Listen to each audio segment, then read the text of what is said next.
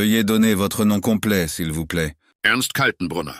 Pendant les 2 dernières années de la guerre, à partir de 1943, vous avez été chef de la police de sécurité, du service secret et de la principale direction de la sécurité du Reich, la Reichssicherheitshauptamt. Bien sûr, vous êtes conscient des charges extrêmement graves portées contre vous. Ces charges vous accusent de crimes contre la paix, d'aide intentionnelle, d'incitation ou de complicité dans des crimes contre les lois de la guerre et contre l'humanité. Enfin, elle lie votre nom au terrorisme de la Gestapo et aux atrocités commises dans les camps de concentration. Admettez-vous la responsabilité des charges qui vous sont reprochées et dont vous avez connaissance?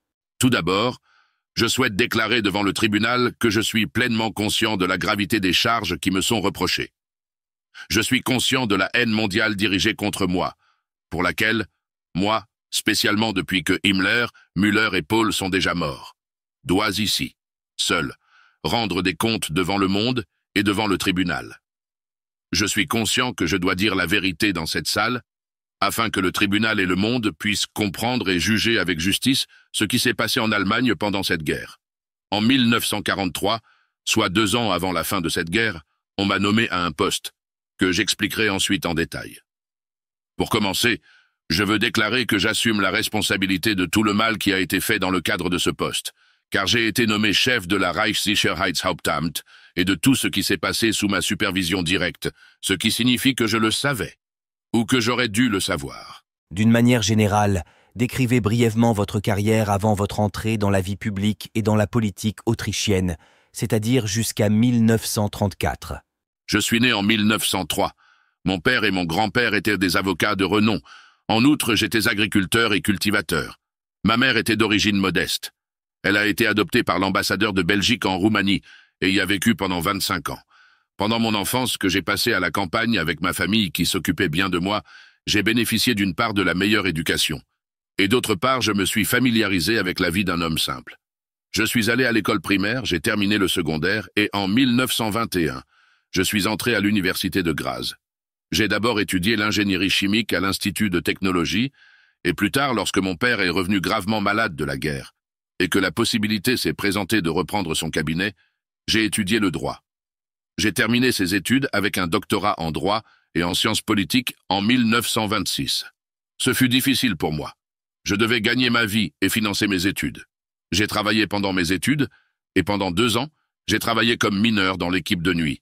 Je suis reconnaissant au destin car de cette manière, j'ai appris à connaître le travailleur allemand bien mieux qu'habituellement. Pouvez-vous être bref? S'il vous plaît, passez aussi rapidement que possible à la période après 1934. Après avoir obtenu mon diplôme universitaire, j'ai travaillé pendant 7 ou 8 ans comme candidat au barreau selon la législation autrichienne, ce qui comprenait 1 an comme assistant judiciaire et le reste du temps dans des cabinets d'avocats à Salzbourg et Linz. Je vais vous interrompre maintenant pour poser une question. Est-il exact qu'en 1932, vous avez adhéré au parti? J'ai adhéré au parti en 1932, après plusieurs années dans le mouvement non partisan pour la défense de la patrie autrichienne. Vous êtes-vous joint au SS cette même année? Je crois que c'était fin 1932, ou peut-être début 1933. Est-il exact qu'avant 1933, selon l'accusation, vous étiez porte-parole du Gauleiter et conseiller juridique du département des SS? Cette affirmation nécessite une clarification. Il est vrai que j'ai pris la parole dans ma province natale, le Gau de Haute-Autriche, lors de rassemblements nationaux socialistes, mais principalement, ou plutôt exclusivement, pour promouvoir le mouvement Anschluss.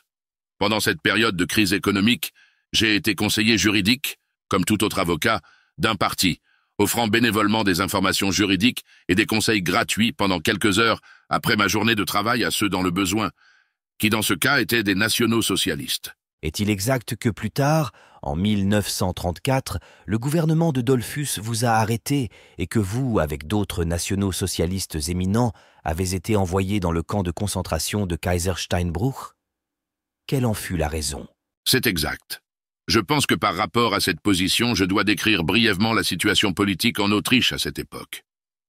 Le gouvernement était entre les mains d'un groupe de personnes qui bénéficiaient de peu de soutien populaire. Il y avait 2 groupes principaux qui n'étaient pas représentés au gouvernement. Le premier était le groupe de gauche, c'est-à-dire les sociaux-démocrates et les austro-marxistes, et le second était les nationaux socialistes, qui étaient alors un groupe très petit. Le gouvernement, alors, enfermait dans ses camps de détention non seulement les nationaux socialistes, mais aussi les sociaux-démocrates et les communistes, afin d'éliminer tout conflit politique résultant de rassemblements ou de manifestations. J'étais l'un des nationaux socialistes détenus alors, dont le nombre s'élevait à environ 1800. Avez-vous eu un autre conflit avec lui? Avez-vous finalement été jugé pour complot contre le gouvernement et ensuite libéré de la détention dans laquelle vous vous trouviez? En quelques phrases, expliquez les raisons de cette procédure. Cela a eu lieu bien plus tard. J'ai été arrêté en mai 1935. Tout d'abord, je dois parler de la tentative de soulèvement national-socialiste qui a eu lieu en Autriche en 1934. Cette tentative de soulèvement, qui comprenait malheureusement l'assassinat de Dollfuss, a été vaincue et s'est soldée par des mesures extrêmement brutales contre de nombreux nationaux socialistes. Une autre mesure brutale a été la loi par laquelle des milliers de nationaux socialistes ont perdu leur emploi ou leur licence professionnelle, et il est devenu nécessaire d'apaiser, de dire atténuer, les principes de la politique gouvernementale.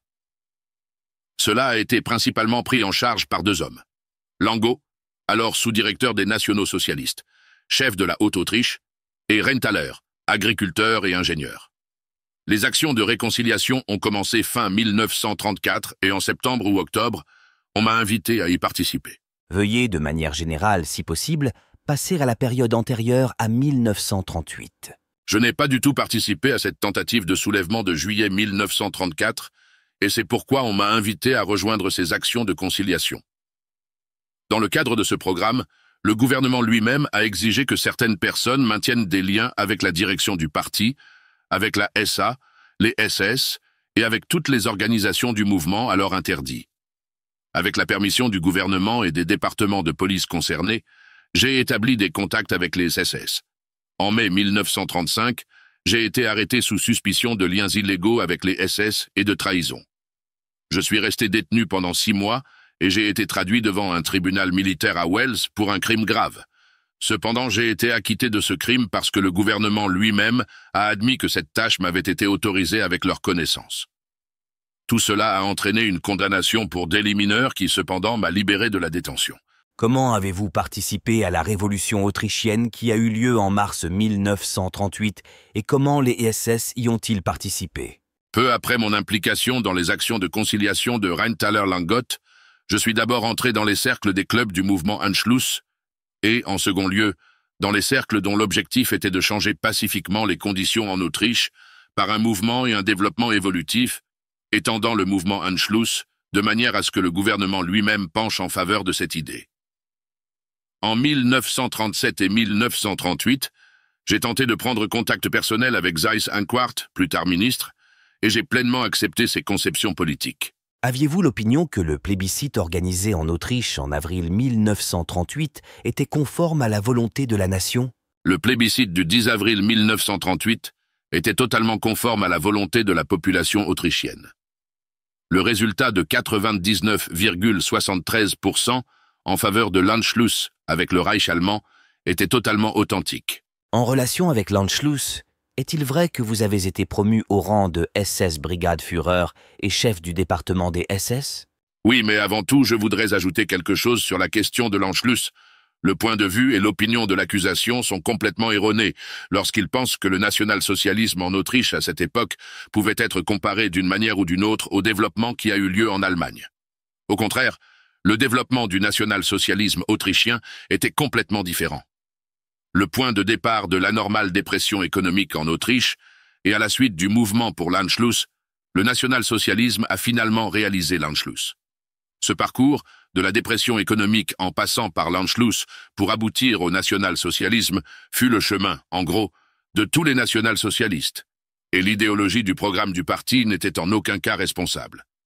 Il me semble acceptable, et il me semble aussi que je dois dire moi-même en premier lieu que le mouvement de l'Anschluss en Autriche était soutenu par le peuple. D'ailleurs, il faut tenir compte du fait qu'un plébiscite dans plusieurs provinces, comme le Tyrol ou Salzbourg, avait déjà donné, des années auparavant, je crois entre 1925 et 1928, un résultat de plus de 90% en faveur de l'Anschluss. En revenant à 1928, Le Conseil national d'Autriche et le Conseil fédéral d'Autriche ont signé le décret du Conseil national de 1918 qui stipulait que les deux assemblées autorisaient l'adhésion au Reich, et ils n'ont pas renié cette résolution. Puis, en septembre 1938, vous avez été promu SS-Gruppenführer, est-ce exact? Oui. Suite à l'Anschluss, on m'a confié la direction des communautés SS en Autriche, notamment de la principale division du Danube. Ensuite, j'ai été promu chef de brigade, sans pour autant suivre le rang précédent des chefs SS. Et je crois qu'en septembre, j'ai été nommé Gruppenführer, de sorte que mon rang est devenu le même que celui de tous les autres chefs des principales divisions de tout le Reich. Puis-je vous poser des questions sur la suite de votre carrière dans la SS? Avez-vous été nommé en 1941 dirigeant en chef des SS et de la police en Autriche? En mars 1938, je suis entré dans le gouvernement autrichien, c'est-à-dire que j'ai pris le poste de secrétaire d'État à la sécurité en Autriche, au sein du ministère de l'Intérieur. Ensuite, en 1941, le gouvernement autrichien a été dissous, c'est-à-dire qu'il a été remplacé par le type d'administration qui prévalait dans le Reich. Par la suite, le poste de secrétaire d'État à la sécurité a été réduit.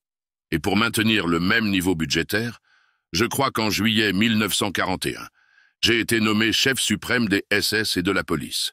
Et le 30 janvier 1943, vous êtes devenu chef de la police de sécurité et du SD, c'est-à-dire de l'Office central de sécurité du Reich. Comment cette nomination s'est-elle produite? Aviez-vous des contacts avec Himmler? Que vous a dit Himmler à propos de votre nomination? Je dois décrire brièvement mes activités de 1940 et à 1943, c'est-à-dire pendant 2 ans, car elles expliquent pourquoi j'ai été appelé à Berlin. L'accusation m'impute le rôle de chef de la police de sécurité en Autriche. Elle se trompe à cet égard. La police de l'État et la police criminelle, ainsi que le service de renseignement en Autriche, étaient directement administrés depuis Berlin et échappaient totalement à l'autorité de Seyss-Inquart, alors ministre en charge, et de son adjoint, Kaltenbrunner. Mon rôle en tant que chef suprême des SS et de la police en Autriche, contrairement à ce qui se passait dans le Reich, se limitait donc à représenter ou à diriger les SS généraux, ce qui n'occupait en aucun cas tout mon temps. Par conséquent, durant ces 2 années, j'ai poursuivi mes activités politiques et le développement d'un grand service de renseignement politique s'étendant de l'Autriche au sud-est. Je le faisais principalement parce que je regrettais que le Reich, au moins, n'utilisât pas les ressources politiques et économiques, toutes les ressources que l'Autriche pouvait mettre à sa disposition, et parce que le Reich, d'une myopie incomparable, n'attribuait pas à l'Autriche la mission la plus significative en tant qu'intermédiaire avec le Sud-Est. Ainsi, mes rapports ont suscité un vif intérêt à Berlin, et étant donné que Himmler recevait périodiquement des reproches d'Hitler pour le fait que son service de renseignement, dirigé par Heydrich dans le Reich, ne produisait pas de rapports adéquats sur les implications politiques, Himmler, 8 mois après la mort de Heydrich, a estimé qu'il était nécessaire de trouver un homme capable de le libérer des reproches d'Hitler concernant le manque d'importance de son service de renseignement. Et qu'avez-vous discuté avec Himmler?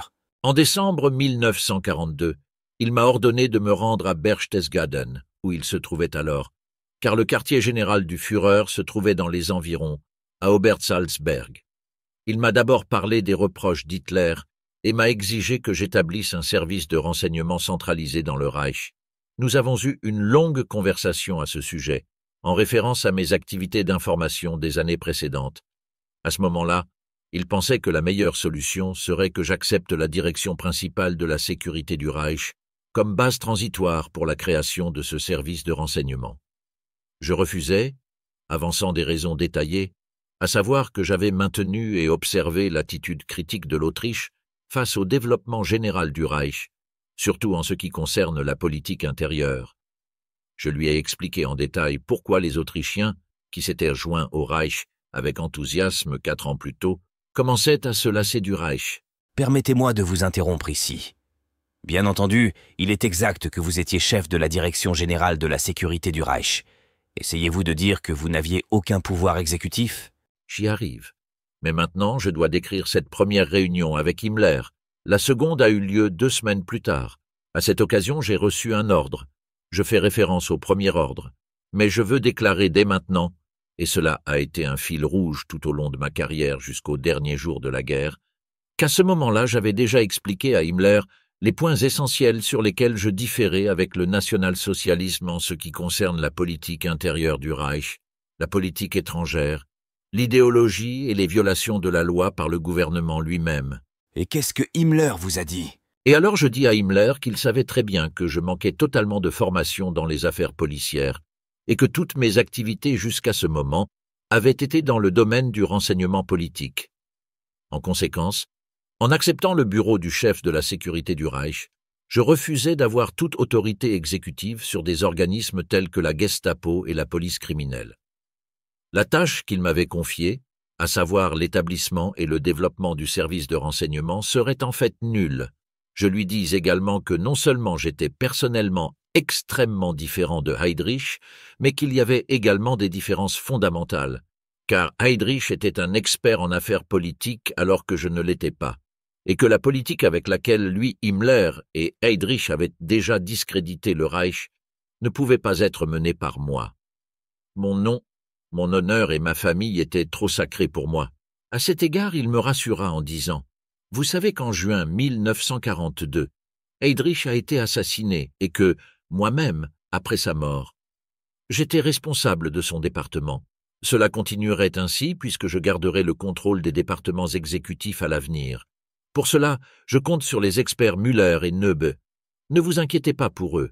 Je vous confie le service de renseignement, c'est-à-dire la direction 3 et la direction 6 comme cadre transitoire pour le service de renseignement.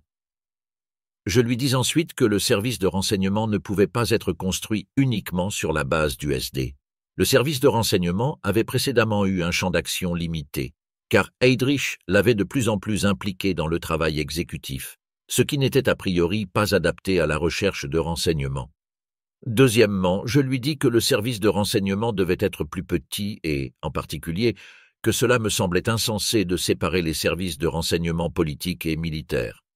Aucun pays au monde, à l'exception de l'Allemagne et de la France, n'avait établi une division bipartite des services de renseignement. Par conséquent, je lui exigeais qu'il obtienne d'abord un ordre du Führer selon lequel le service de renseignement des forces armées, qui relevait du service de contre-espionnage de l'OKW, devrait être fusionné avec le BOD et qu'un nouveau personnel serait choisi pour l'organisation qui serait sélectionnée et examinée. Je vais vous interrompre maintenant. Pouvez-vous me dire en une phrase si l'unification que vous avez mentionnée a eu lieu? Oui. Avec le contrôle 6? Oui. Et l'autre question? L'alliance a été réalisée par ordre de Hitler daté du 14 ou 15 février 1944. Alors, je vous demande, après ce que vous venez d'expliquer, Himmler vous a-t-il relevé de vos tâches exécutives et l'a-t-il communiqué aux autres chefs de département au sein de l'Office principal de la sécurité du Reich, ainsi qu'aux autres personnes, indiquant que vous étiez ainsi relevé? Cette libération du pouvoir exécutif était-elle visible de l'extérieur du département? Si oui, comment? Après cette réunion avec Hitler en décembre 1942, il me laissa partir car je ne voulais pas accepter la direction de la sécurité du Reich dans les conditions qu'il m'offrait, c'est-à-dire que les départements exécutifs continueraient d'être dirigés par lui comme auparavant. Il était si en colère contre moi qu'il ne me serra pas la main. Et durant les semaines suivantes, il exprima son ressentiment de diverses manières. Vers la mi-janvier, le 16e ou le 18e, il m'ordonna par télégramme de me présenter au quartier général, qui avait alors été déplacé en Prusse orientale. Je supposais qu'on me donnerait un poste au front car je l'avais demandé. Je me rendis au quartier général avec tout l'équipement de première ligne car je pensais que le même sort que celui de mes frères et de mes parents masculins m'attendait enfin. Mais je me trompais. Il me dit « J'ai parlé au Führer. Et le Führer est convaincu que la centralisation et la réorganisation du service de renseignement sont correctes. Il a entamé les négociations nécessaires avec les forces armées. Et tu organiseras et construiras ce service de renseignement. Je garde Müller et Neube en charge des départements exécutifs. Si vous me demandez si ces restrictions étaient visibles de l'extérieur de l'agence, ma réponse est qu'elles n'ont pas été publiées. Par conséquent, formellement, l'accusation a raison de me reprocher que, pour le monde extérieur, il n'y avait jamais de ligne de démarcation. Je peux donc dire que je croyais pouvoir faire confiance aux paroles de mon supérieur. Il me dit cela en présence de Neube et de Müller, et leur donna des ordres personnels pour qu'ils prennent contact directement avec lui, l'informent et reçoivent leurs ordres directement de lui, comme c'était le cas pendant les 8 mois qui ont suivi la mort de Heydrich. Je déclare ici catégoriquement que les missions spéciales qui avaient été confiées à Heydrich, comme par exemple la mission concernant la solution finale du problème juif, non seulement ne m'ont pas été connues, mais ne m'ont pas été transmises. Nominalement, j'étais chef de la Direction générale de la sécurité du Reich. En tant que tel, je considérais le service de renseignement et la réorganisation de ce service comme mon occupation propre, comme je l'ai déjà dit. Des directives étaient reçues de Himmler, mais comme je m'en suis rendu compte beaucoup plus tard, dans la police d'État et dans la police criminelle, des actions étaient souvent menées au nom du chef de la Direction générale de la sécurité du Reich, c'est-à-dire en mon nom, sans que je sois informé ou au courant des ordres qui étaient donnés. Les chefs des départements de la Gestapo et de la police criminelle exécutaient parfois ces ordres de Himmler, comme je l'ai déjà dit, de telle manière qu'ils étaient également signés de mon nom en tant que chef de l'office de la sécurité du Reich, comme je pourrais probablement l'expliquer en détail plus tard. Il continuait ainsi la routine de l'époque de Heydrich, qui rassemblait tout le pouvoir exécutif entre ses mains et pouvait déléguer son autorité à Müller et Neube. Mais je n'avais jamais eu une telle autorité au départ, et donc je ne pouvais déléguer aucune part de cette autorité. À cet égard, je peux probablement compléter mon annonce de responsabilité en disant que je n'avais peut-être pas pris le soin nécessaire pour m'assurer qu'aucun ordre de la police d'État ou de la police criminelle ne devait contenir mon nom. Le fait que je n'ai moi-même pas fait preuve de suffisamment de précaution est la faute de Himmler, mais c'est probablement aussi la mienne. Je vous renvoie au témoignage donné ici devant le tribunal par Hollendorf, chef du département 3, le 3 janvier 1946. Je vais brièvement vous présenter ce témoignage et veuillez, s'il vous plaît, ne pas hésiter à le commenter. Ce témoignage se rapporte à une question exécutive. Le témoin Hollendorf a déclaré, en réponse à ma question, « Si vous posez la question de savoir si Kaltenbrunner s'est engagé dans une action exécutive, je peux répondre par l'affirmative. Si vous mentionnez alors Müller et Himmler, en excluant Kaltenbrunner, alors je dois souligner que, selon l'organisation de la principale direction, Müller était subordonné à la direction de la sécurité du Reich, c'est-à-dire à Kaltenbrunner, et en conséquence, les ordres de Himmler à Müller étaient aussi des ordres pour Kaltenbrunner, et Müller était obligé de l'en informer.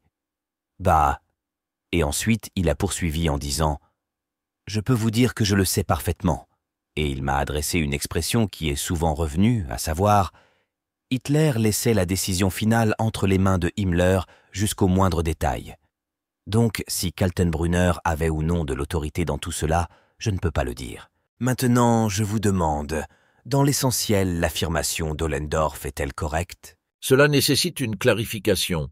Il a raison, car rien dans la conception ni même dans l'organisation de la direction principale de la sécurité du Reich n'avait changé depuis l'époque de Heydrich. On pouvait donc supposer directement qu'il existait un canal officiel Himmler-Kaltenbrunner-Müller. Mais lors des réunions, c'est-à-dire quand Himmler donnait des ordres, cela n'était définitivement pas le cas. Et quant à l'autre observation, à savoir que Himmler se réservait les décisions finales, cela confirme que la situation avait effectivement changé, car, contrairement à l'époque de Heydrich, je n'étais pas actif en tant qu'intermédiaire entre Himmler et Müller, ce qui signifie que les ordres de Himmler passaient directement à Müller.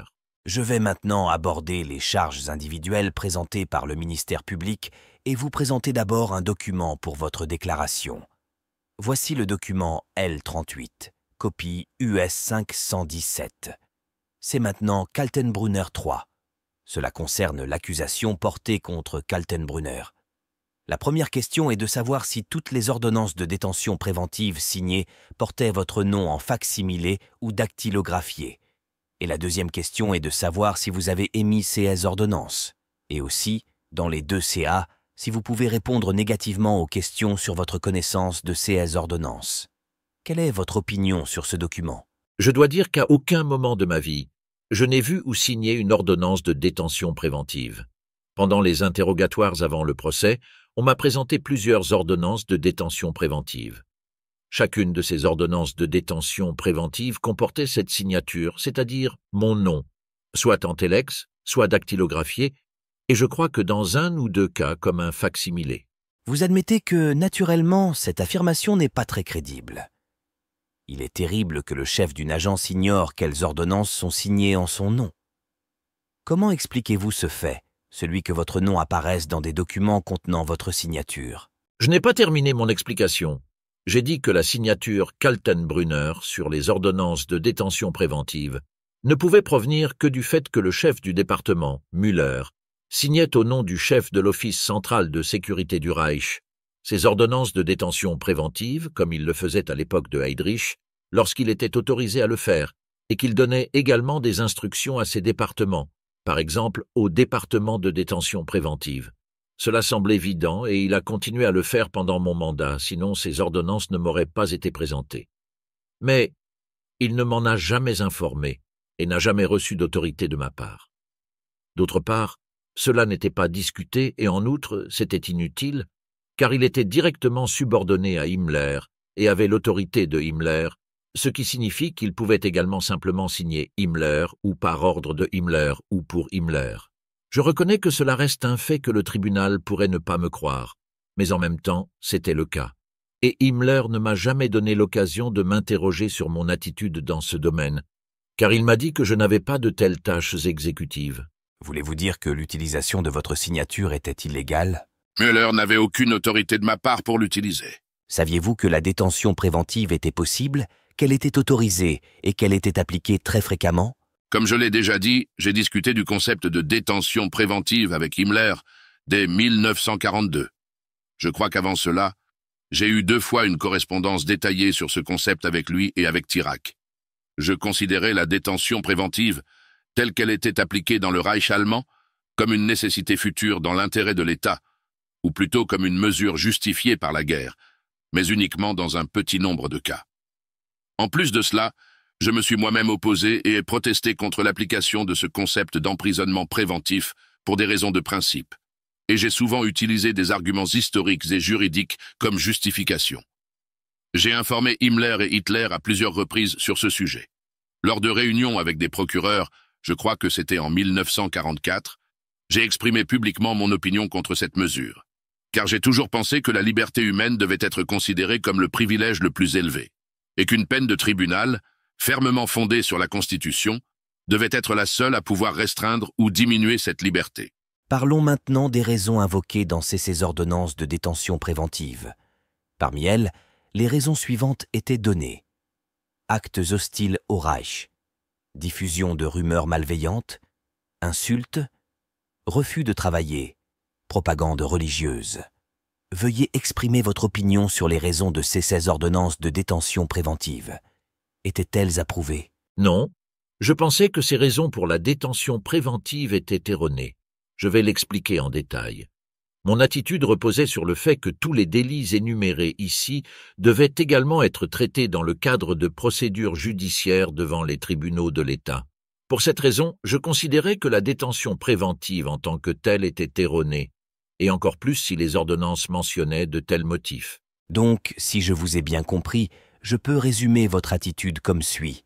Vous dites que vous n'étiez pas au courant des ordonnances de détention préventive, que vous n'aviez pas l'autorité de les prononcer et que vous ne les avez pas signées, mais que, puisque ces ordonnances de détention préventive étaient émises par la Direction 4, vous deviez être au courant de leur existence. Est-ce correct ou non? Correct. Passons maintenant à l'autre chef d'accusation qui vous est reproché. L'accusation vous accuse de complicité délibérée dans des crimes commis en votre qualité de chef de la police de sécurité et du SD, lorsque les Einsatzgruppen ont tué des civils et les ont maltraités. Je vais citer quelques phrases du témoignage rendu ici devant le tribunal par le témoin Ohlendorf le 3 janvier 1946. Le témoignage d'Ohlendorf vous incrimine. Tel que décrit par Ohlendorf, je n'étais pas au courant de l'existence de ces Einsatzkommandos.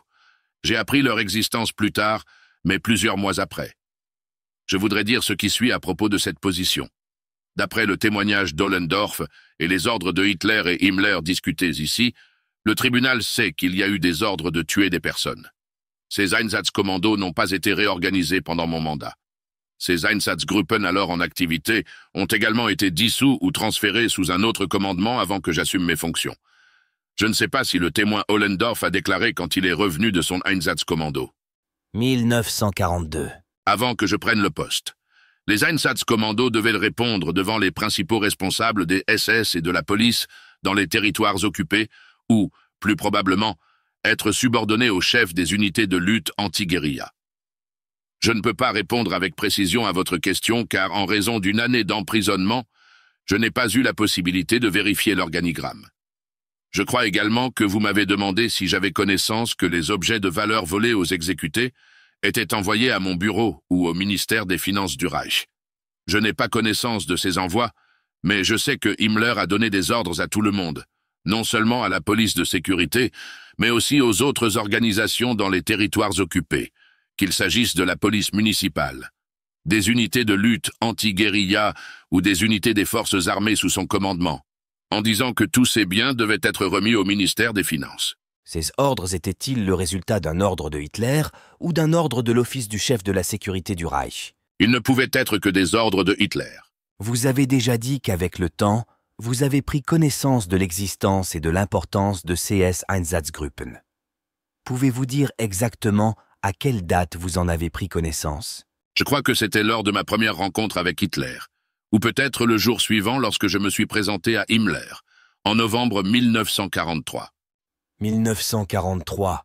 Oui. Si vous connaissiez les Einsatzgruppen et leur importance à cette époque, alors la question se pose.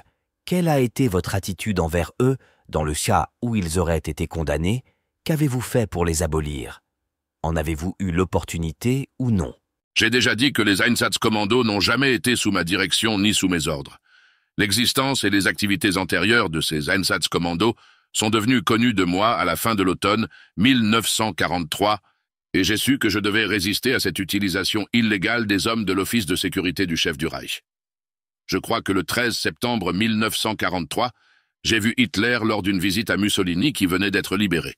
Cependant, ma tentative de lui parler de ce sujet a échoué en raison de cette visite d'État. Par la suite, en novembre, après qu'Himmler l'eut reporté à plusieurs reprises, je me suis de nouveau rendu au quartier général pour informer officiellement sur mes activités à ce moment-là. Et à cette occasion, j'ai parlé avec le Führer des faits concernant les Einsatzkommando qui étaient devenus le... Et pas seulement cela, mais j'ai également eu l'opportunité de l'informer pour la première fois sur tout le problème juif et sur les ordres donnés par lui et par Himmler contre les Juifs, qui étaient également venus à ma connaissance à ce moment-là. Cependant, je souhaite faire une déclaration détaillée sur ce sujet si nous allons en discuter en détail. Maintenant, j'imagine... Je dois simplement ajouter que les Einsatzkommando n'étaient plus dans mon champ de vision, car tout le personnel avait été transféré à la lutte anti-guérilla ou même au chef suprême des SS et de la police, je crois le même jour où j'ai pris mes fonctions à Berlin.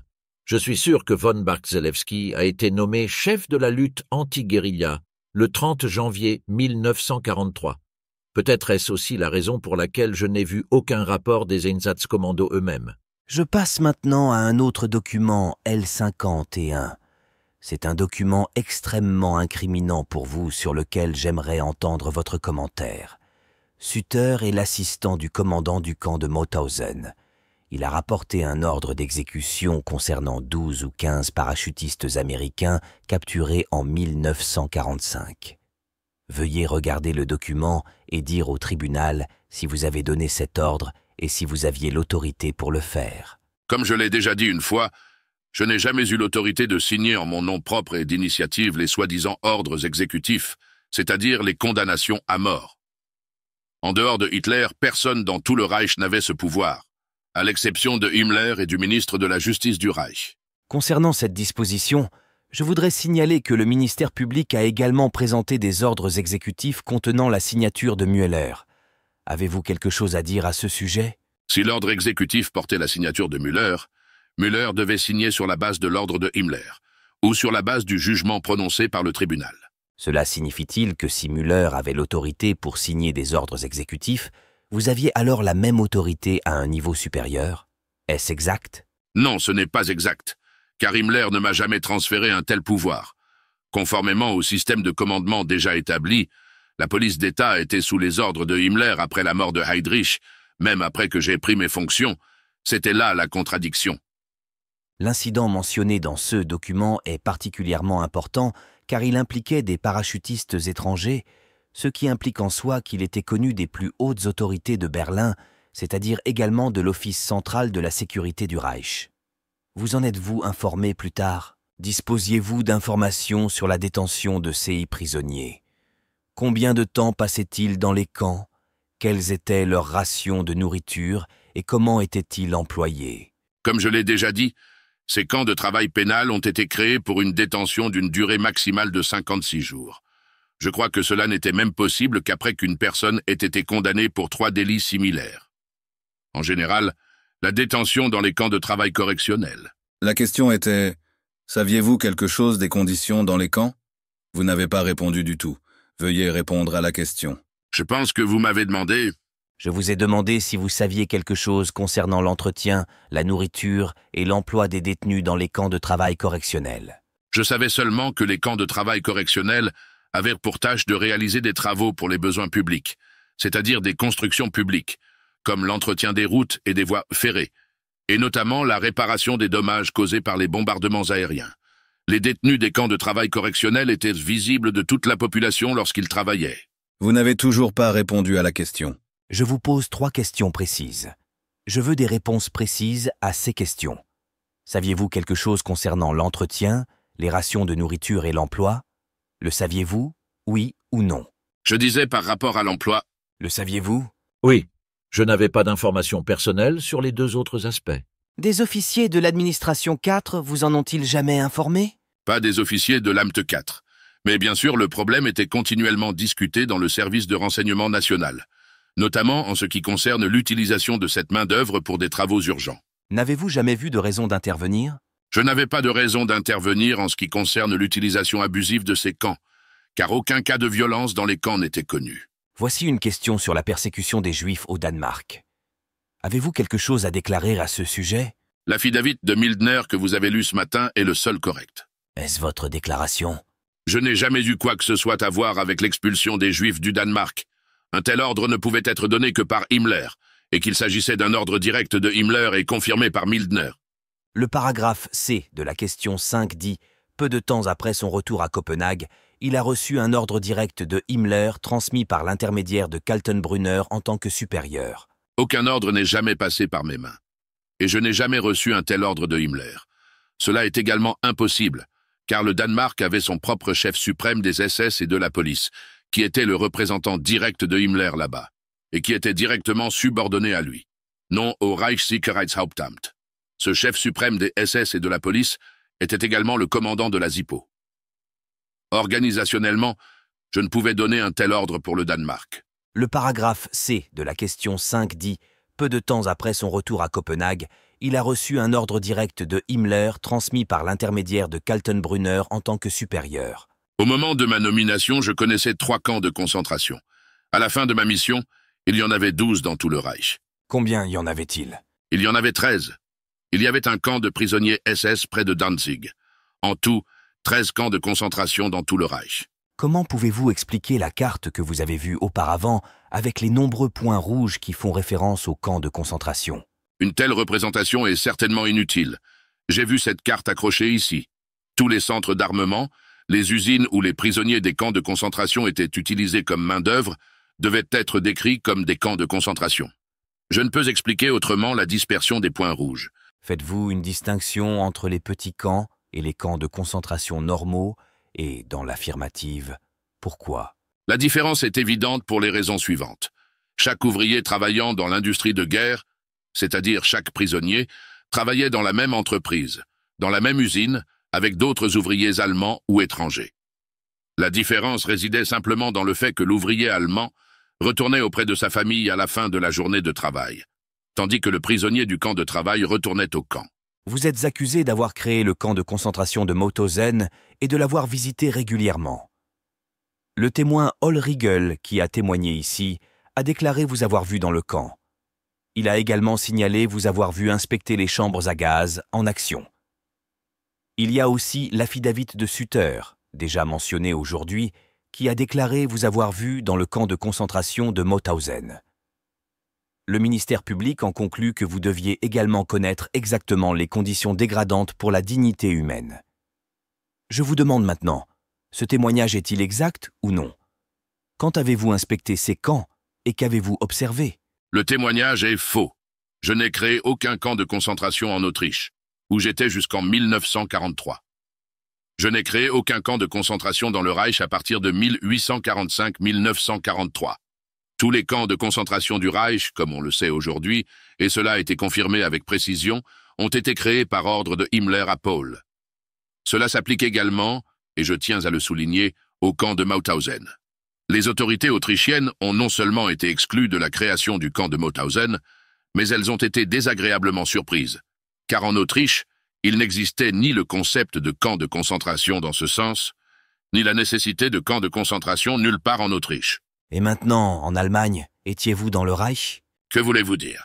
Je demande par rapport aux informations concernant les conditions ici. Peu à peu, j'ai commencé à en apprendre davantage sur les conditions dans les camps de concentration. Apparemment, j'aurais dû être informé de ces choses par le service de renseignement du Reich et ses canaux d'information internes sur la politique.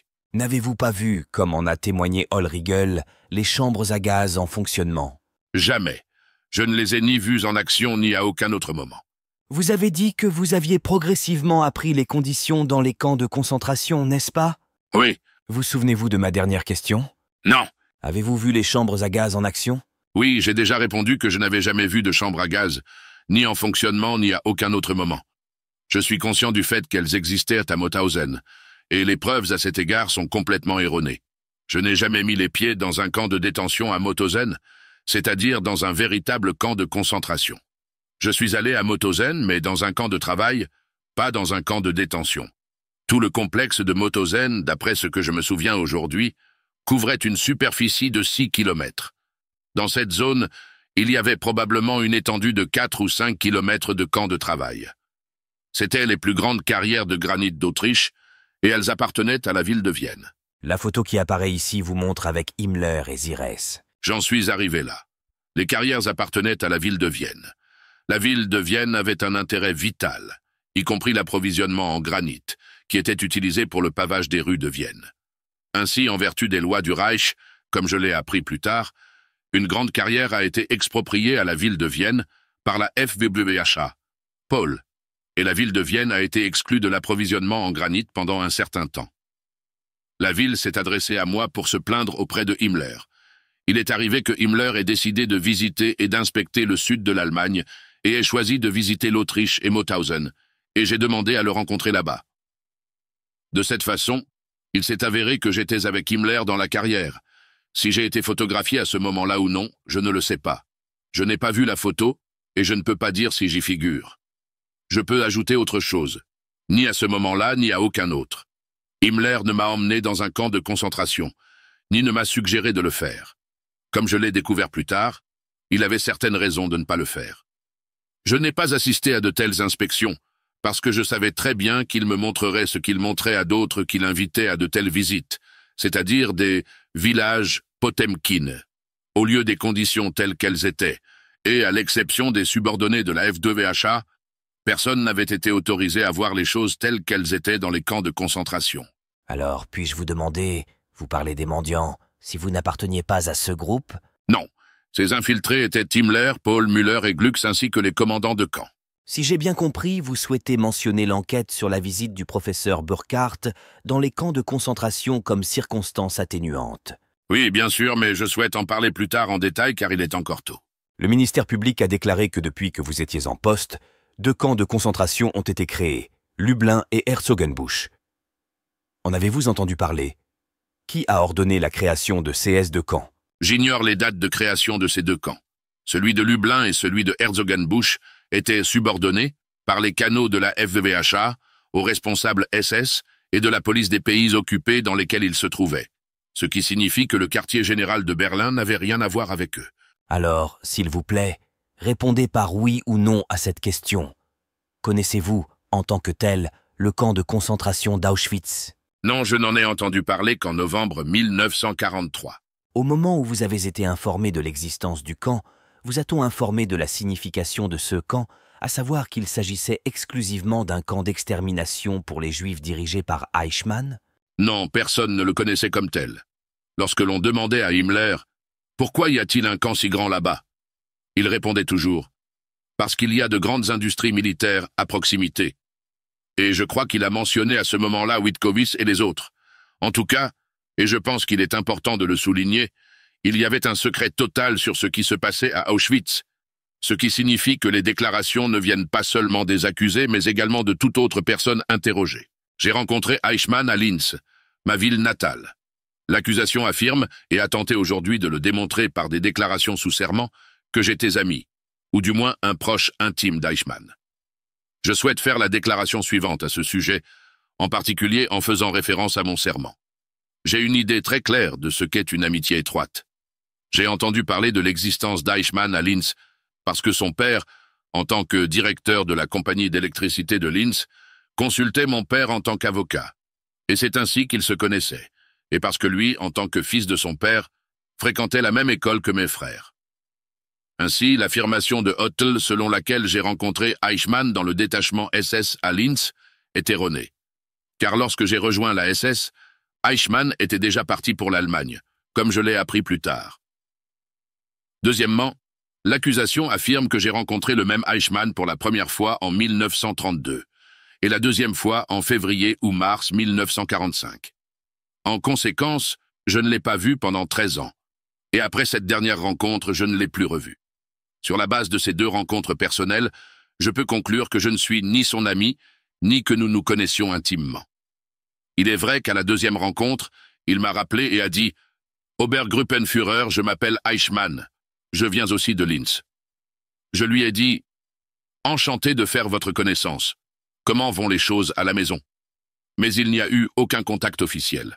Le témoin Lammers a déclaré hier qu'il y avait eu une réunion au Reichssicherheitshauptamt concernant le soi-disant jugement final. En avez-vous connaissance? Non. Je crois que le témoin Lammers ainsi qu'un autre témoin ont déclaré qu'Eichmann, peut-être en mon nom, a convoqué une réunion au Reichssicherheitshauptamt à Berlin au cours de février ou mars 1943 pour la soi-disant réunion du Reichssicherheitshauptamt.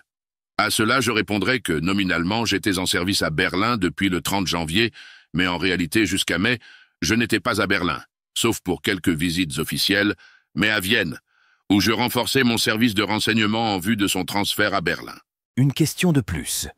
Quand avez-vous entendu pour la première fois que le camp d'Auschwitz était un camp d'extermination?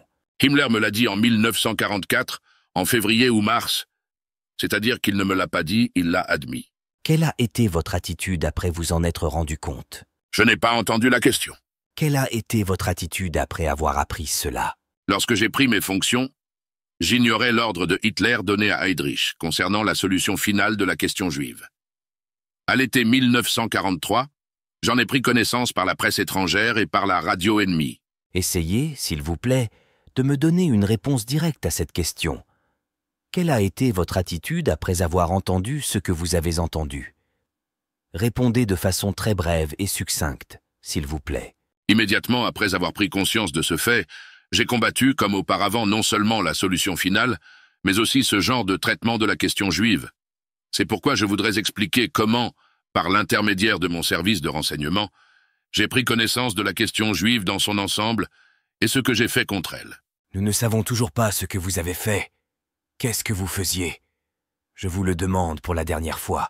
Pour expliquer ce que je faisais, je dois expliquer maintenant comment j'ai réagi en racontant ce que j'ai entendu à ce sujet. Expliquez-nous votre réaction. J'ai d'abord protesté auprès de Hitler, puis le lendemain auprès de Himmler. Je leur ai non seulement fait part de ma position personnelle et de ma conception totalement différente, que je portais d'Autriche avec mes principes humanitaires, mais j'ai immédiatement conclu que pratiquement tous les rapports que je recevais jusqu'à la fin disaient qu'aucune puissance ennemie ne négocierait avec le Reich coupable de cela. J'ai présenté ces rapports à Himmler, et en particulier à Hitler, en leur faisant remarquer que le département du renseignement pouvait créer une atmosphère propice aux négociations avec l'ennemi.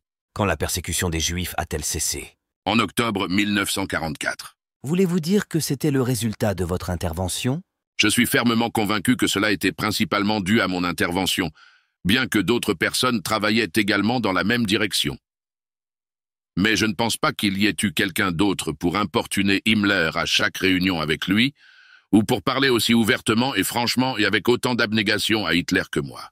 Cette instruction donnée à Eichmann venait-elle d'un ordre de Hitler à Himmler et au Reichssicherheitshauptamt, puis à Eichmann, ou s'agissait-il strictement d'un ordre personnel en dehors de la compétence du Reichssicherheitshauptamt? Naturellement, aujourd'hui, je ne peux que reconstituer la situation, puisque je n'étais pas présent lorsque les ordres ont été donnés. Mais j'ai des raisons de croire que la chaîne de cet ordre était Hitler, Heydrich, Eichmann, et qu'Himmler, peu de temps après la mort de Heydrich, a continué à travailler avec Eichmann, probablement très souvent, en excluant même Müller. Le témoin Wesley Snee, qui a été interrogé ici, et je vais vous le présenter, a déclaré le 3 janvier que pratiquement la décision finale a été mise en œuvre entre avril 1942 et octobre 1944. Wesley Snee a mentionné un ordre personnel d'Himmler et a poursuivi en affirmant qu'Eichmann était personnellement responsable de cette tâche. Mais il a continué en disant « L'extermination des Juifs a continué sous Kaltenbrunner sans réduction ni atténuation. » Les rapports réalisés par Eichmann à cet égard, à intervalles réguliers, étaient envoyés à Kaltenbrunner par l'intermédiaire de Müller. Il est affirmé ici qu'en 1944, Eichmann a été convoqué personnellement par Kaltenbrunner et Wesley Snee a confirmé avoir vu la signature de Kaltenbrunner sur CES rapport à Himmler. C'était le témoignage de Wesley Snee. Maintenant, ma question est, ce témoignage est-il exact dans ses points essentiels ? Le témoignage est erroné, mais je peux clarifier. Wesley Snee a pu voir une fois ma signature, non pas sur le rapport à Himmler que j'ai reçu d'Eichmann et de Müller, mais sur une lettre que j'ai écrite à Himmler, dont j'ai envoyé une copie à Müller et à Eichmann pour information, et dans laquelle je me réfère à mon dernier rapport, un rapport oral à Himmler sur la question juive. La raison en était que c'était la première fois que j'entendais parler des activités d'Eichmann à cet égard, et pour montrer clairement à Eichmann que je ne souhaitais pas être associé à ces activités, j'ai remis une copie de la lettre à Himmler à Müller. Dans cette lettre, je demandais à Himmler de clarifier sa position sur le sujet, puisque le Führer m'avait de nouveau ordonné de l'informer. Je pouvais donner au Führer un rapport complet sur les activités d'Himmler, et donc je souhaitais une décision rapide. Le témoin Hotl a déclaré dans son affidavit qu'il avait entendu Eichmann dire qu'un total de 4 à 5 millions de Juifs avaient été exterminés, environ 2 millions d'entre eux à Auschwitz. Avez-vous entendu parler de tels chiffres ? Je n'ai jamais entendu parler de tels chiffres. Mais j'ai critiqué Himmler sur ce point et lui ai demandé de considérer l'ampleur de tels crimes. La raison pour laquelle je lui ai posé la question était pour qu'il prenne conscience de la gravité de la catastrophe qui se produisait alors. Il m'a répondu qu'il n'avait pas de chiffres. Cela ne m'a pas paru crédible. Je suis certain qu'il en avait. Voulez-vous en assumer la responsabilité ou le niez-vous ? Je le nie catégoriquement, complètement, car j'espère pouvoir le confirmer par Burkhardt. Il n'y a eu personne qui se soit exprimé de cette manière à ce sujet. Maintenant, je passe au document 2990 PS, copie numéro US 526. Il s'agit de la déclaration sous serment du témoin Schellenberg. Selon celle-ci, en 1944, une réunion aurait eu lieu entre Kaltenbrunner et Müller. Kaltenbrunner aurait prétendument déclaré que l'action publique contre les pilotes terroristes ne devait pas l'inquiéter, qu'au contraire, l'hostilité publique devait être encouragée. Connaissez-vous Schellenberg ? En ce qui concerne Schellenberg, je dois dire... En quelques phrases, s'il vous plaît. En ce qui concerne sa crédibilité dans le document, il était le protégé de Heydrich, et lorsque j'ai obtenu la position, il était en charge. Il veut savoir si vous connaissez Schellenberg. Vous pouvez répondre à cette question. La question était « Connaissez-vous Schellenberg ?» et vous avez poursuivi avec un long discours sans répondre à la question. Connaissez-vous Schellenberg ? Oui ou non ? Oui, bien sûr, il était le chef de la 6e direction. Ma question est la suivante. Quelle était la relation entre vous et le chef du département SAS ? Considérez-vous que cette déclaration est vraie ou non ? Cette affirmation n'est pas vraie, et je dois fournir des raisons pour que le tribunal puisse évaluer cette affirmation. Schellenberg était l'ami le plus proche d'Himmler. Sur ordre d'Himmler, il est resté avec lui jusqu'au dernier jour. C'est l'homme qui, sur ordre d'Himmler, a établi le contact avec le comte suédois Bernadotte. C'est lui qui, au dernier moment, par l'intermédiaire de R. Mouchet en Suisse, a établi une connexion qui a permis à quelques prisonniers juifs d'aller en Suisse dans le but de créer rapidement une impression favorable d'Himmler et Schellenberg à l'étranger. C'est l'homme qui, avec un autre ami d'Himmler, a initié l'action pour parvenir à un accord avec une organisation de rabbins aux États-Unis, à la suite duquel ils allaient obtenir une presse favorable dans les principaux journaux américains. J'ai critiqué Himmler pour ses stratagèmes, je m'en suis plaint, et je les ai discrédités devant Hitler, en lui disant qu'il avait discrédité et humilié le Reich par les méthodes employées par Himmler et Schellenberg dans une affaire aussi importante. Je lui ai dit que la seule voie appropriée devait être d'établir un contact avec la Croix-Rouge internationale. Par la suite, j'ai averti le président Burkhardt au sujet d'Himmler, et je l'ai obligé à adopter une attitude différente dans cette affaire, en demandant à Burkhardt de visiter personnellement ses camps. Mais je vous ai posé une question complètement différente. Oui, mais je l'ai dit pour que vous puissiez comprendre à quel point Schellenberg et Himmler étaient déçus de ce que j'avais fait dans l'affidavit, et pourquoi il était dans son intérêt de m'accuser de ne pas avoir tenu parole dans des affaires internationales. En d'autres termes, vous voulez dire que Schellenberg s'est opposé à vous, et qu'en le faisant, il vous a causé une injustice. Oui. Dans ce document, Schellenberg mentionne l'événement concernant CF-50 Aviateur, et Schellenberg affirme que vous, avec Müller et Neube, avez tenu une réunion et que vous avez essayé de trouver une justification à l'ordre afin de dissimuler au public la véritable nature de ces événements. Je vous demande, quand avez-vous appris pour la première fois l'exécution de CS-50 Aviateur? Il s'agit de l'affaire de Sagan. Quand en avez-vous entendu parler? C'est une question simple, s'il vous plaît. Cette affaire est arrivée à ma connaissance environ 6 semaines après qu'elle ait eu lieu. Ma question suivante est la suivante. Dites-vous que vous n'avez en aucun cas participé à cette affaire, ce qui contredit le fait que vous avez pu enquêter plus tard sur cette question? Oui, c'est ce que je dis. Voulez-vous dire que la réunion avec Schellenberg concernait uniquement une tentative ultérieure de découvrir la vérité sur cette affaire? Cela ne peut se référer qu'à cela. Maintenant, j'en viens à la question de savoir si vous étiez au courant de la destruction du ghetto de Varsovie qui a eu lieu en 1943. Un rapport du chef des SS et de la police à Varsovie, dont le nom était Stroop. Le rapport est adressé au général de police Kruger et se réfère à la soi-disant solution de la question juive en Galicie. Je vous demande donc, quand avez-vous entendu parler de cette solution au problème juif en Galicie et, dans la mesure du possible, avez-vous épuisé toutes les possibilités d'empêcher cette solution? Tout d'abord, à cet égard, je dois dire que je ne connais probablement pas assez l'énorme instrument de pouvoir qu'Himmler a créé en mettant sous son commandement les chefs suprêmes des SS et de la police dans les territoires occupés. En tant que chef des SS et de la police, Stroop, dans ce cas, était subordonné au haut chef des SS et de la police. Dans cet exemple, le général Kruger au sein du gouvernement général. Aucune direction du Reich n'a été informée, ni n'a participé à une action quelconque, ni avant ni après, qui aurait été ordonnée par Himmler via Kruger à Stroop. Il est certain que Berlin n'a rien su d'un tel ordre par la suite. Plus tard, je ne peux pas dire combien de temps après, on a écrit et parlé du ghetto de Varsovie, tant dans ce pays qu'à l'étranger. Les accusations les plus graves ont été portées dans des pays étrangers. Hier, j'ai commencé à déclarer ici que, à cet égard, j'ai informé le Reichsführer Himmler, et d'abord sur les documents que j'avais en ma possession concernant ces mesures et politiques. Je l'ai fait après mon rapport au Führer en novembre 1943. À cette occasion, j'ai eu une conversation précise avec lui sur Varsovie, aussi parce qu'il et sa solution finale de la question juive étaient critiqués à l'étranger. Je passe maintenant à un document auquel l'accusation a déjà fait référence, le document L53, copie numéro US2 191.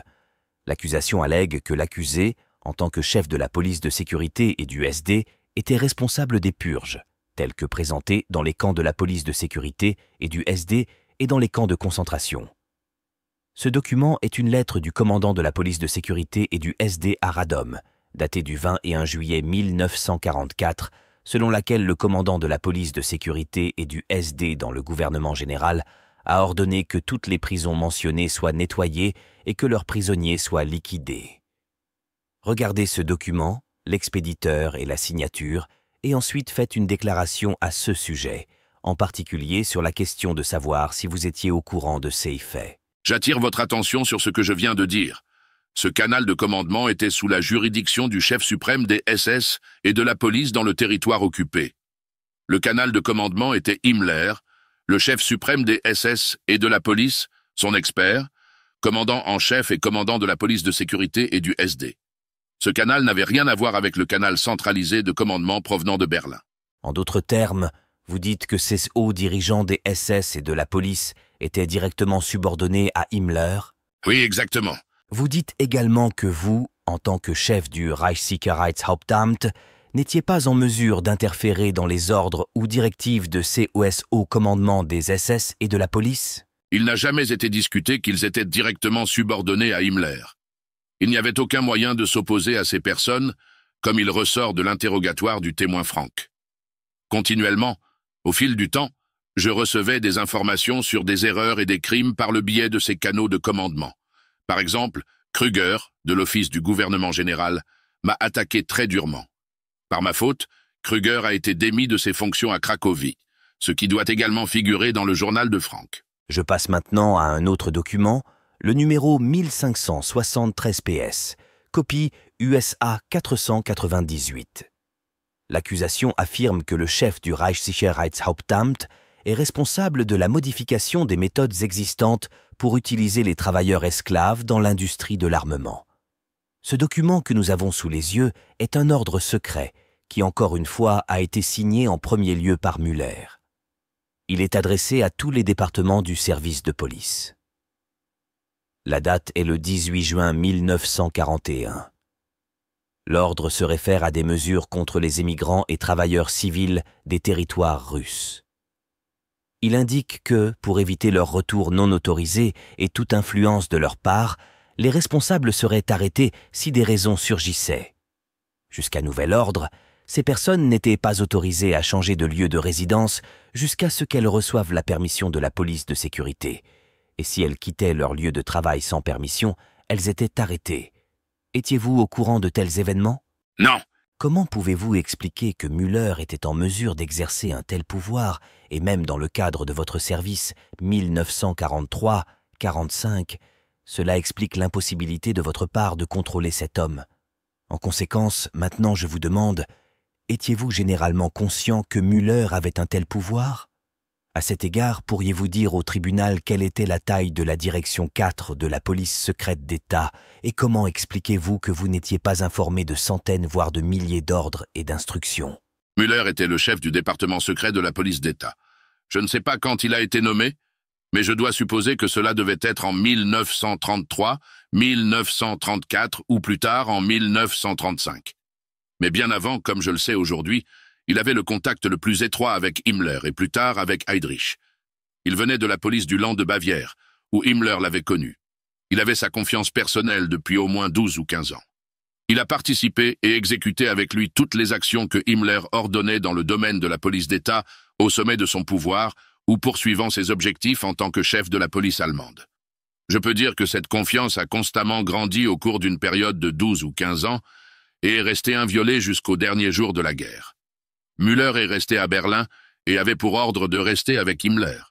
Himmler le voyait comme son instrument aveugle et de confiance. Répondez à la question de manière brève et claire. La relation entre Himmler et Müller était si directe qu'il n'avait aucune raison de me faire de rapport. Il avait les informations, et jusqu'en décembre 1942, Himmler affirmait clairement que les chefs des directions 4 et F étaient ses subordonnés directs, comme cela a été le cas après la mort de Heydrich. On vous impute donc toujours que, sur la base de certaines déclarations de témoins et d'autres preuves, on suppose qu'il devait y avoir des réunions entre vous et Müller, des chefs de département, et qu'il ne semble pas concluant que vous ignoriez généralement les choses sur lesquelles Müller pointait. Cette accusation est-elle justifiée? Cela semble justifié, mais ça ne l'était pas. Ce que l'on appelait la réunion des chefs de département était un déjeuner général, qui ne se tenait pas tous les jours, mais disons 3 ou 4 fois par semaine, des déjeuners généraux avec des assistants, des chefs de département et tout invité qui se trouvait alors à Berlin. Cette ambiance si personnelle rendait impossible la discussion d'événements internes ou même secrets devant tout ce monde. En 1943 et les années suivantes, étiez-vous toujours à Berlin, ou je pense que je devrais dire plutôt, étiez-vous un résident de Berlin? Ou bien votre travail en tant que chef du renseignement vous obligeait-il à quitter Berlin fréquemment? J'étais souvent hors de Berlin. Je crois pouvoir dire que j'ai passé la moitié de mon temps de travail total hors de Berlin. Je n'ai été en permanence à Berlin que depuis que le siège central y a été transféré. Quand cela a-t-il eu lieu? Cela s'est passé en février et mars 1945. Je n'étais même pas à Berlin en avril 1945, pendant 2 longues périodes du 28 mars au 15 avril, puis du 19 avril jusqu'au dernier jour de la guerre. Pendant les années 1943 et 1944, je n'ai atteint Berlin qu'en mai 1943, car j'organisais alors mes services à Vienne pour pouvoir les transférer à Berlin.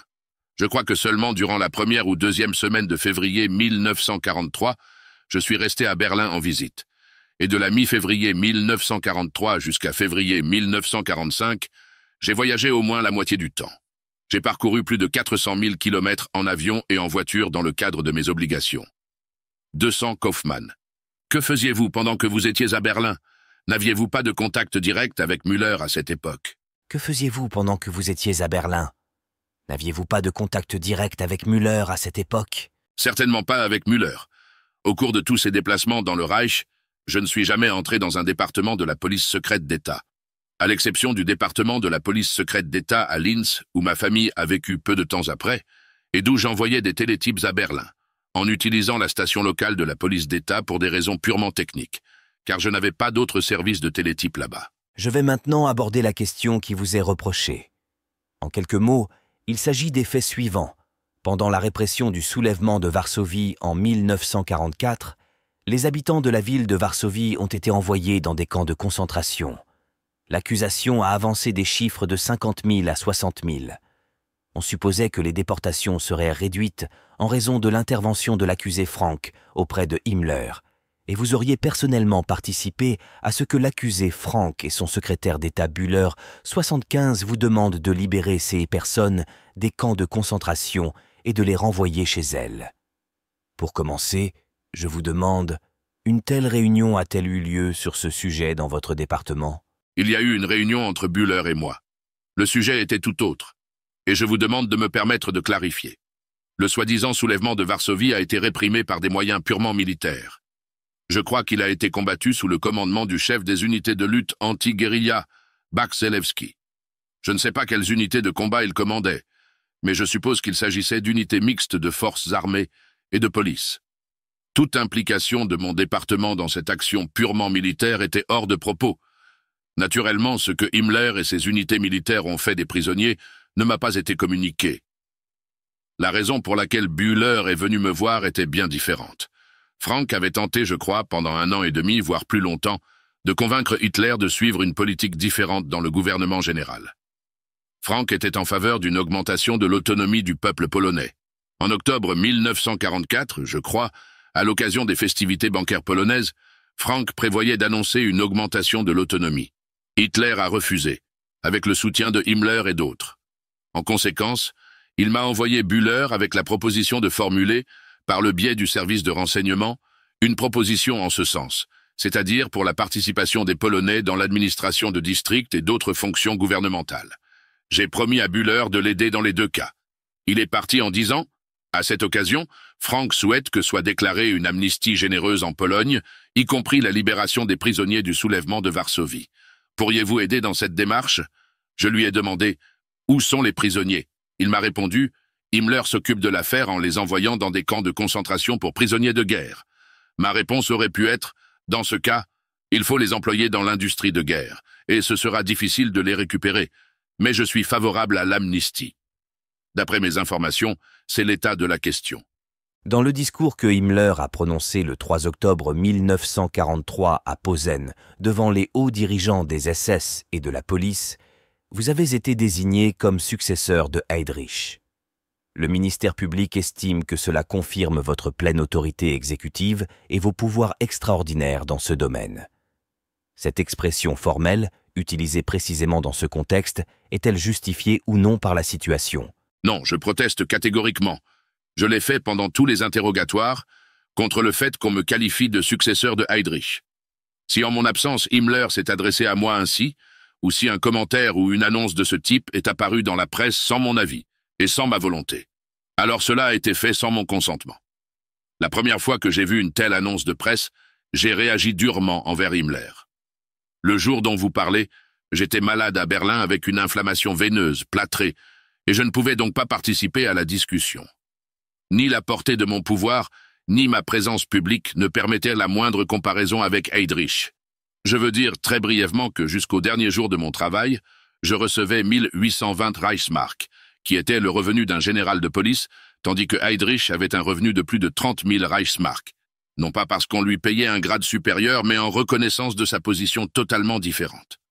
Toute comparaison est totalement inappropriée. Alors, ma question suivante est la suivante.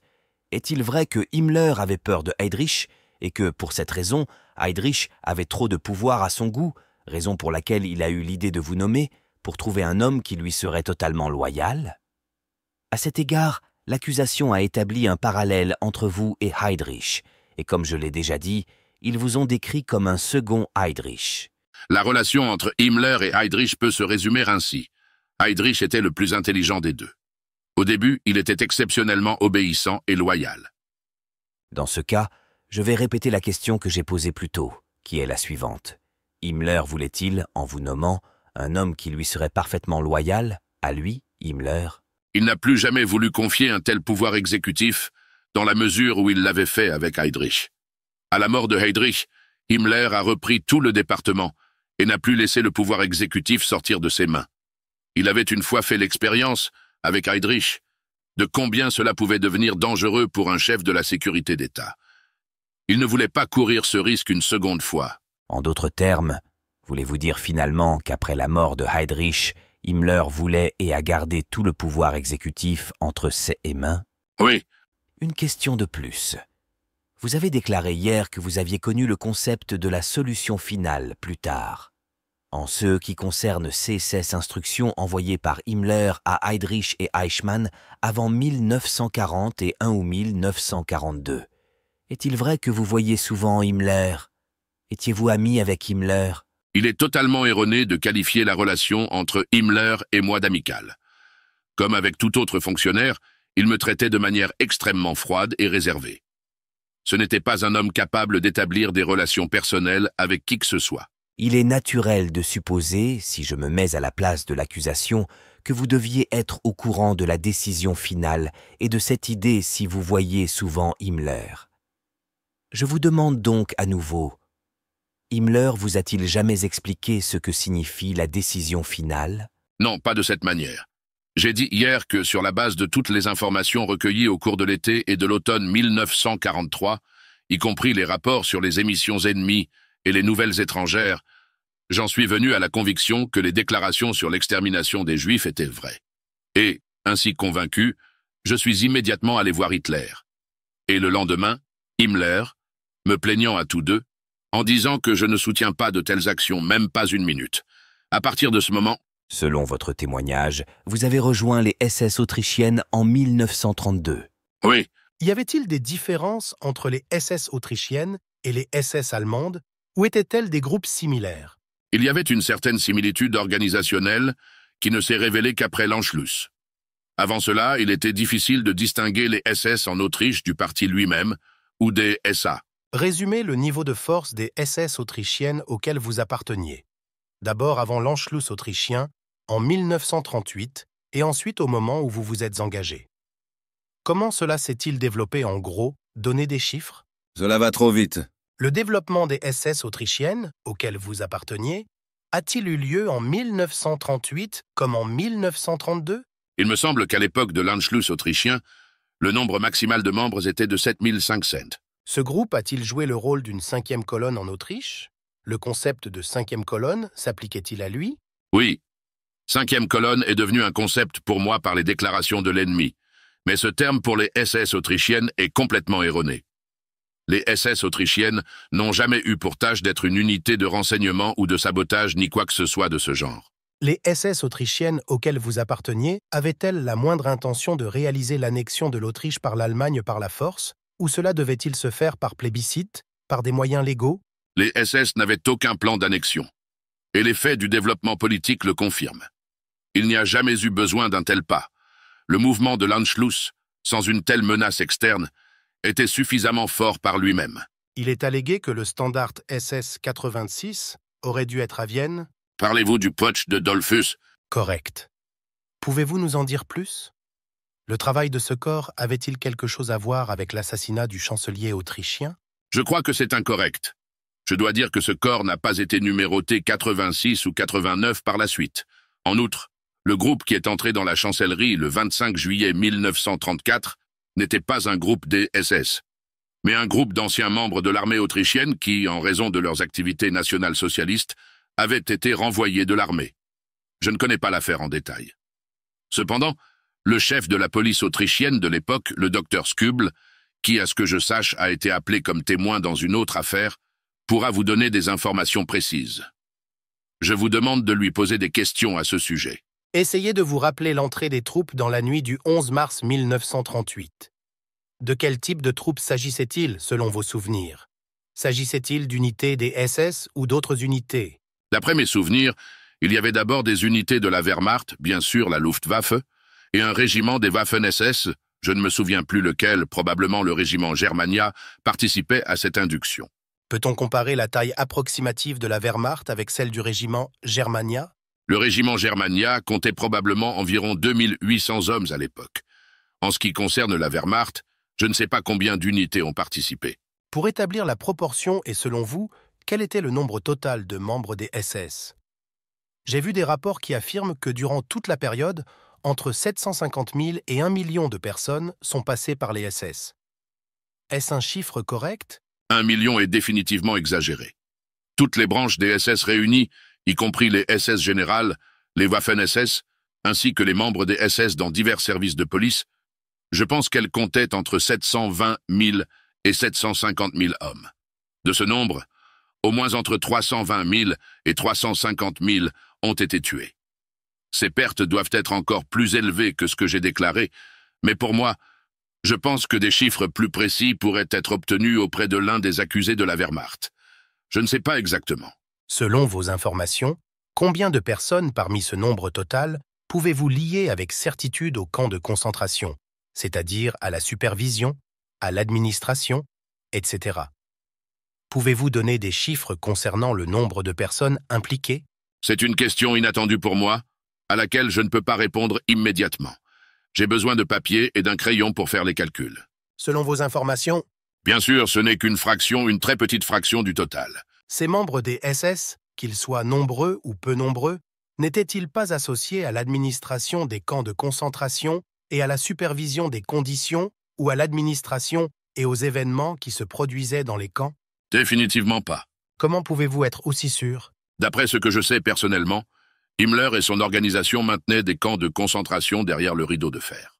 Y avait-il des membres du département que vous dirigiez, par exemple la Direction générale de la sécurité, recrutés uniquement parmi les SS ou majoritairement parmi les SS? Non, pas tous. La proportion de membres des SS et de ceux qui n'appartenaient pas aux SS était de 5%, si l'on considère uniquement le personnel du siège central du SD en Allemagne.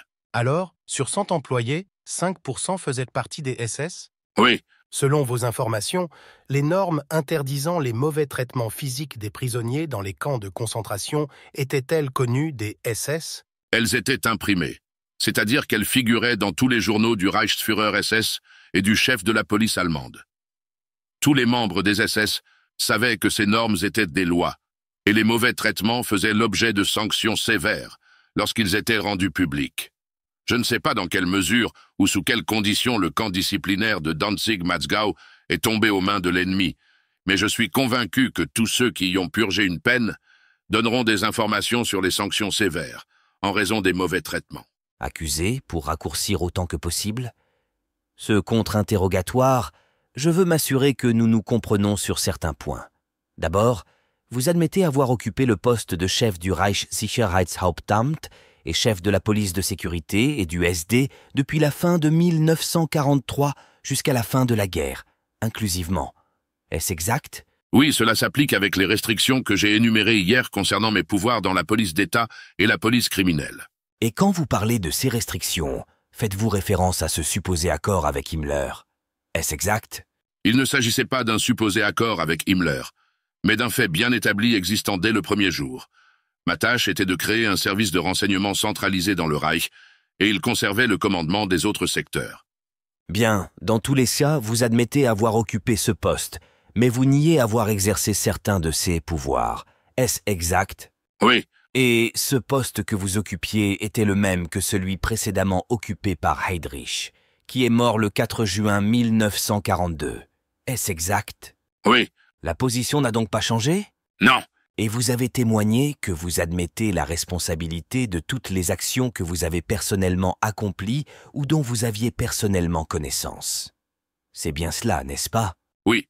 Cependant, une chose que je dois ajouter est que mon poste a été élargi à partir du 14 février 1944, lorsque le service de renseignement militaire de l'Oberkommando der Wehrmacht, la direction du contre-espionnage, a été transféré à Himmler par Hitler. Ensuite, mon poste en tant que chef de l'ensemble du service central de renseignement est devenu connu des autres départements. Et je peux aussi probablement ajouter que le poste ou les fonctions d'un homme dans le service de renseignement, qui ne couvrait pas seulement un pays aussi grand que le Reich, mais aussi des pays étrangers, n'étaient pas publics. Je peux me référer à l'Angleterre, où le chef du service secret, sur... Accusé, dans la mesure du possible, essayez de vous limiter, s'il vous plaît, à répondre par oui ou non à mes questions et de ne fournir qu'une brève explication, car nous aborderons ces points en temps voulu. Vous essayerez? Oui, d'accord. Aviez-vous personnellement connaissance ou non des atrocités qui ont eu lieu dans les camps de concentration pendant la guerre? Non. Et par conséquent, vous n'admettez pas votre responsabilité devant le tribunal pour aucune de ces atrocités? Est-ce exact? Non, je n'ai pas admis de responsabilité à cet égard. Et à ce sujet, vous niez les témoignages comme celui donné ici, par exemple celui de Hollriegel, en relation avec le fait que vous auriez été témoin oculaire des exécutions à Mauthausen. Est-ce correct? J'ai déjà parlé hier du témoignage de Hollriegel. Je considère comme erronée et incorrecte l'affirmation selon laquelle j'aurais vu la chambre à gaz, que ce soit en action ou non. Très bien. Vous n'aviez personnellement aucune connaissance et n'avez rien fait personnellement concernant le programme d'extermination des Juifs, excepté vous y opposer. Est-ce exact? Non, sauf que je m'y suis opposé. À partir du moment où j'ai eu connaissance de tels faits et en ai été convaincu, j'ai exprimé des objections à Hitler et à Himmler, et finalement cela a été arrêté. Et par conséquent, vous n'acceptez aucune responsabilité pour tout ce qui a été fait en relation avec le programme d'extermination des Juifs. Est-ce correct? Oui. Et cela s'applique également au programme de travaux forcés? Oui. Et il en va de même pour la destruction du ghetto de Varsovie? Oui. Et cela concerne également l'exécution de 50 pilotes en relation avec le camp de Stalag Aviation 3? Oui. Et cela concerne aussi les diverses ordonnances relatives au meurtre de pilotes ennemis? Est-ce exact? Oui. Et en fait, vous avez cité les mêmes dénégations lors de votre interrogatoire préalable au procès. Est-ce exact? Oui. Et vous continuez à le faire maintenant? Oui. Mais en ce qui concerne l'interrogatoire préliminaire, puis-je faire une déclaration lors du contre-interrogatoire? Eh bien, quand nous arriverons à un moment approprié, faites-le nous savoir.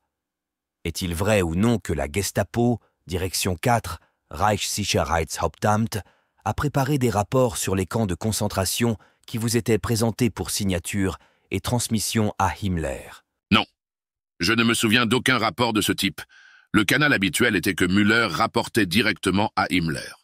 Vous niez également, accusé, revenons au ghetto de Varsovie. Vous vous souvenez de votre témoignage devant ce tribunal, selon lequel environ 400 000 Juifs ont été placés d'abord dans le ghetto, puis, lors d'une action finale, les troupes SS ont expulsé environ 56 000, dont plus de 14 000 ont été tués. Vous vous souvenez de ce témoignage? Non, je ne me souviens d'aucun détail de cette déclaration. J'ai déjà déclaré aujourd'hui que j'étais au courant de la question. Savez-vous que plus tard, tous ces 400 000 Juifs ont été tués dans l'usine d'extermination de Treblinka? En êtes-vous conscient? Non. Qu'avez-vous eu à voir avec la destruction finale du ghetto de Varsovie? Comme toujours rien. Je n'ai rien eu à voir avec cela, comme je l'ai déjà dit. Je demande qu'on montre à l'accusé le document numéro 3840 PS, qui sera la copie numéro US 803. Connaissez-vous Karl Kaleske? Non, je ne connais pas ce nom. Cela vous aiderait-il à vous souvenir si je vous suggérais qu'il était l'adjoint du général Strop? Je ne connais pas l'adjoint du général Strop. Le nom que vous avez mentionné, Kaleske, non plus. Passons à l'affidavit. Les avez-vous? Oui. Ces affirmations sont-elles vraies ou fausses? Ces affirmations sont sans exception erronées. Tout comme le reste des déclarations des autres individus lues aujourd'hui? Est-ce exact? L'affirmation n'est pas correcte. Elle n'est pas vraie et peut être réfutée. C'est ce que vous avez dit de toutes les autres déclarations qui vous ont été lues aujourd'hui, n'est-ce pas? Monsieur le procureur, je dois... N'est-ce pas exact? Oui. Si l'on porte de fausses accusations contre moi, je dois les déclarer fausses. Je ne peux pas dire oui à tout ce dont on m'accuse simplement parce que le ministère public s'est trompé en déterminant qui était le représentant de Himmler ici. Très bien. Allez-y, commencez et dites ce que vous voulez dire.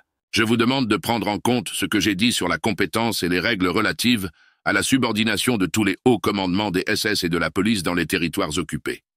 Ils étaient tous directement subordonnés à Himmler. Les chefs des SS et de la police d'un petit territoire étaient subordonnés au chef suprême des SS et de la police. Les divisions de la police d'ordre et de sécurité étaient affectées à ces chefs des SS et de la police, qui avaient le droit exclusif de leur donner des ordres. Toute l'organisation dans les territoires occupés, qui était gérée de cette manière, échappait à la juridiction du commandement central du Reich. Il y a ici des personnes qui peuvent attester la véracité de ce que j'ai dit. Bach-Zelewski, qui a été interrogé ici, n'était que dans les territoires occupés et connaissait les conditions là-bas. Il y a aussi l'accusé Frank, qui a travaillé avec un haut responsable des SS et de la police, qui est ensuite devenu secrétaire d'État. Votre avocat de la défense peut appeler C. et personne. Tout ce que j'ai demandé, c'est si ce document était vrai ou faux. Et ensuite, je vous ai demandé de faire toute brève explication appropriée que vous souhaitiez. Ce document n'est pas correct. Nous connaissons des témoins potentiels en Allemagne et nous savons que tous ces accusés dans le box connaissent la plupart de ces SK. Mais ce n'est pas de cela dont je vous parle. Je vous demande seulement si ce qui figure dans le journal était vrai ou faux et vous avez dit faux. Alors, voulez-vous le dire? Il est incorrect et ce témoin ne savait pas, Eh bien, vous l'avez dit 6 fois. sans connaître les conditions. Et le général Strop, c'est-il quelque chose de cela? S'il était le chef des SS et de la police à Varsovie, et m'a également montré son journal et son film, rapport, alors, bien sûr, oui. Stroop était subordonné au chef suprême des SS et de la police sur place. Stroop a mené l'action sur ordre de Himmler par l'intermédiaire du chef suprême des SS et de la police. Stroop était un bon ami à vous, n'est-ce pas? Je n'ai probablement vu Stroop que 2 ou 3 fois dans ma vie, chez le Reichsführer Himmler. Eh bien, si Stroop est ici, au moins il est en position de dire la vérité, n'est-ce pas, sur l'affaire du ghetto de Varsovie? Il confirmera ma déclaration, du moins, qu'il était subordonné au chef suprême des SS et de la police dans le gouvernement général, et qu'il ne dépendait pas de moi. Je serais ravi qu'il le confirme immédiatement. D'après ce que vous dites, je suppose qu'il est ici détenu. D'accord, accusé. Maintenant, vous souvenez-vous du témoignage donné devant le tribunal sur les efforts déployés par l'Allemagne pour inciter les Slovaques à se rebeller contre la Tchécoslovaquie et que Hitler a utilisé la révolte slovaque comme l'une des justifications de l'occupation de la Tchécoslovaquie en mars 1939? Je ne sais pas qui a témoigné à ce sujet. Eh bien, de toute façon, de 1938 à 1939, il est un fait, n'est-ce pas, que vous étiez secrétaire d'État à la sécurité en Autriche. Est-ce exact? Non, je n'étais pas secrétaire d'État pour la police de sécurité. J'étais secrétaire d'État pour le système de sécurité du gouvernement autrichien à Vienne. Et il y a une différence significative, car la police de sécurité en Autriche était formée et dirigée depuis Berlin. Très bien, très bien. Et en Autriche, je n'avais pas la moindre influence, même pas mon ministre, sur la police de sécurité. Quand êtes-vous devenu chef suprême des SS et de la police en Haute-Autriche avec votre quartier général à Berlin? C'est une déformation complète. Il n'y avait pas de chef suprême des SS et de la police en Haute-Autriche, seulement en Autriche. Eh bien, quand était-ce? C'était après la liquidation du gouvernement autrichien et après la résolution de ces questions. On peut le déterminer avec précision à partir du Reichsgesetzblatt. C'était probablement à l'été de 1941. Et n'est-il pas vrai que vous-même avez dirigé les activités des rebelles slovaques et les avez aidés avec des explosifs et des armes? Répondez par oui ou non, s'il vous plaît. Non, Vous souvenez-vous d'avoir participé à une réunion sur le plan de sédition en Slovaquie? ce n'est pas correct. Je n'ai pas participé à l'instigation de quoi que ce soit de ce genre en Slovaquie. Je n'ai pas participé aux premières réunions gouvernementales en Slovaquie en présence d'un délégué du Reich allemand. Votre ami Spatzil vous a-t-il aidé avec ses plans? Je ne m'en souviens pas aujourd'hui. En tout cas, ce n'étaient pas des plans allemands. Si vous examinez la situation politique en Slovaquie à cette époque, vous verrez clairement qu'aucune incitation de la part du Reich allemand n'était nécessaire. Il me semble que le mouvement Glinkovo sous la direction du docteur Tuki et aussi du docteur Tiso s'est décidé bien plus tard. Maintenant, accusé, vous avez témoigné que vous n'aviez pas connaissance du fait que les Einsatzgruppen de la police de sécurité et du SD avait opéré pendant une longue période de temps dans le territoire de l'URSS après que vous soyez devenu chef du Reichssicherheitshauptamt en janvier 1943. Est-ce incorrect? Oui, Et vous maintenez cela, est-ce exact? oui, Niez-vous que vous ayez appris que COS Einsatzgruppen menait des exterminations de juifs en URSS bien après que vous soyez devenu chef du Reichssicherheitshauptamt? je ne l'ai découvert que lors de discussions avec Himmler et Hitler. Je pense plus tard en 1943, probablement en novembre. Et vous reconnaissez, pour autant que je sache, que vous étiez le chef suprême des SS et de la police en Autriche en 1942, n'est-ce pas? Oui, Et Chirac était alors Reichskommissar de la Défense à Vienne, n'est-ce pas? je ne sais pas quand il a été nommé, mais je dois souligner que les chefs suprêmes des SS et de la police ont reçu le type de pouvoir qu'ils possédaient, finalement, en 3 étapes différentes. En 1941, lorsque je suis devenu chef suprême des SS et de la police, les pouvoirs de ce chef étaient considérablement moindres qu'à la fin de la guerre.